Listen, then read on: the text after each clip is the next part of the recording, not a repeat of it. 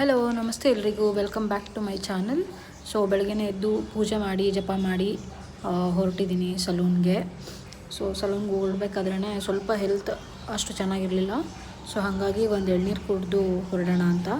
So ಸಲೂನ್ಗೆ ಹೋಗಿ ಪೂಜೆ ಎಲ್ಲ ಮಾಡಿ ಸಲೂನೆಲ್ಲ ನೀಟ್ ಮಾಡಿಕೊಂಡು ಇವತ್ತು ವ್ಯಾಕ್ಸ್ಗೆ ಅಪಾಯಿಂಟ್ಮೆಂಟ್ ಇತ್ತು ಆ್ಯಂಡ್ ನ್ಯಾನೋಪ್ಲಾಸ್ಟಿಯ ಬೋಟಾಕ್ಸ್ದು ಕೂಡ ಅಪಾಯಿಂಟ್ಮೆಂಟ್ ಇತ್ತು. ಸೊ ನಾನು ಯಾವಾಗಲೂ ವ್ಯಾಕ್ಸ್ಗೆ ಹೋಗೋಕ್ಕೆ ಮುಂಚೆ ಸ್ಯಾನಿಟೈಸರ್ ಯೂಸ್ ಮಾಡ್ತೀನಿ ಕಸ್ಟಮರ್ಗೂ ಕೂಡ ಆ್ಯಂಡ್ ನನಗೂ ಕೂಡ. ಸೊ ವ್ಯಾಕ್ಸ್ ಮುಗಿಸಿದ್ಮೇಲೆ ಬೊಟೋಕ್ಸ್ ಕಸ್ಟಮರ್ ಬಂದು, ಈ ಕಸ್ಟಮರಿಗೆ ನಾವು ಆಲ್ರೆಡಿ ಬೊಟೋಕ್ಸ್ ಮಾಡಿದ್ವಿ 6 ತಿಂಗಳಾಗಿದೆ.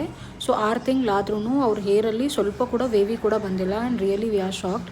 ಯಾಕಂದರೆ ಆಫ್ಟರ್ ಕೇರ್ ತುಂಬ ಇಂಪಾರ್ಟೆಂಟ್ ಆಗುತ್ತೆ. ನಾವು ಅದಕ್ಕೆ ಹೇಳ್ತೀವಿ ಪ್ರತಿ ಕಸ್ಟಮರ್ಗೂ, ನೀವೆಷ್ಟು ಇನ್ವೆಸ್ಟ್ ಮಾಡ್ತೀರೋ ಅದೇ ಥರ ಕೂಡ ಕೇರ್ ಮಾಡಬೇಕು.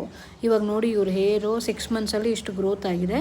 ಇಷ್ಟು ಗ್ರೋತ್ ಆಗಿ ಆ್ಯಂಡ್ ರಿಸಲ್ಟ್ ಮಾತ್ರ ಪ್ರಾಪರಾಗಿ ಹಂಗೆ ಇದೆ, ಸ್ವಲ್ಪ ಕೂಡ ಹೆಚ್ಚು ಕಮ್ಮಿ ಆಗಿಲ್ಲ. ಅವರು ಪ್ರತಿ ಸತಿನೂ ಶಾಂಪು ಮುಗ್ದೋದ್ಮೇಲೆ ಮಾಸ್ಕ್ ಮುಗ್ದೋದ್ಮೇಲೆ ನಮ್ಮ ಹತ್ರನೇ ಬೈ ಮಾಡ್ತಾರೆ. ಅವರು ಮತ್ತು ಅವ್ರ ಕಸಿನ್ ಸಿಸ್ಟರ್ ಒಬ್ಬರು ಬಂದಿದ್ದರು, ಅವರಿಬ್ಬರಿಗೂ ಬೊಟೋಕ್ಸ್ ಮಾಡಬೇಕಿತ್ತು. ಬಟ್ ಈ ಸತಿ ಇವ್ರಿಗೆ ಬೊಟೋಕ್ಸ್ ಬದಲು ನ್ಯಾನೋಪ್ಲಾಸ್ಟಿಯ ಸಜೆಸ್ಟ್ ಮಾಡಿದ್ವಿ, ಯಾಕಂದರೆ ಇನ್ನೂ ಸ್ವಲ್ಪ ಲಾಂಗ್ ಲಾಸ್ಟಿಂಗ್ ಬರುತ್ತೆ ಅಂತ.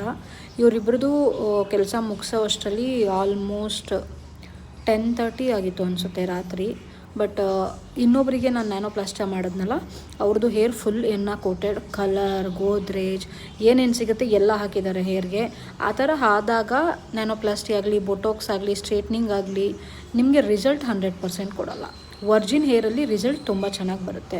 ಇವರಿಬ್ಬರದು ಡಿಫ್ರೆನ್ಸ್ ನೋಡಿ. ಈಗ ಈ ಕಡೆ ಇರೋರ್ದು ಇನ್ನೂ ರಿಸಲ್ಟ್ ಕಂಪ್ಲೀಟ್ ಆಗದೇ ಎಷ್ಟು ಶೈನ್ ಇದೆ, ಬಟ್ ಅವ್ರದ್ದು ಆಲ್ಮೋಸ್ಟ್ 75% ವರ್ಕ್ ಆಗಿದ್ರೂ result ಅಷ್ಟಕ್ಕಷ್ಟರಲ್ಲೇ.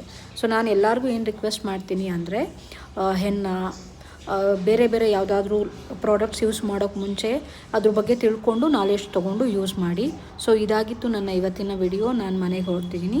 Thank you so much for watching.